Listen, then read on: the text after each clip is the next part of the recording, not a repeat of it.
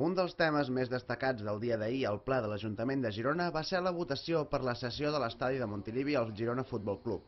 Des de 1989, l'Ajuntament s'ha fet càrrec de les despeses i millores de l'estadi amb un cost de 150.000 euros anuals. Amb tots els vots a favor, excepte els de la CUP, que es va abstenir, es va decidir concedir l'explotació de l'estadi al club per un màxim de 50 anys. Aquest acord preveu que el club haurà d'invertir 60.000 euros en millores cada any i que l'Ajuntament se n'estalviarà aproximadament 150.000 per curs. L'estadi té com a únic ús acollir entrenaments i partits del Girona Futbol Club i l'Ajuntament ha estat cedint les instal·lacions des de fa 23 anys a través de diferents convenis en els quals s'establia que el mateix Ajuntament assumia les despeses de manteniment. El darrer conveni finalitzava el 2013 i ara l'Ajuntament ha pactat amb el club una nova fórmula de relació que ja és vigent. Aquesta decisió satisfà les dues parts. Els diferents grups polítics han destacat que, en temps de crisi, l'Ajuntament no podia assumir les despeses de l'estadi i les seves inversions en millores.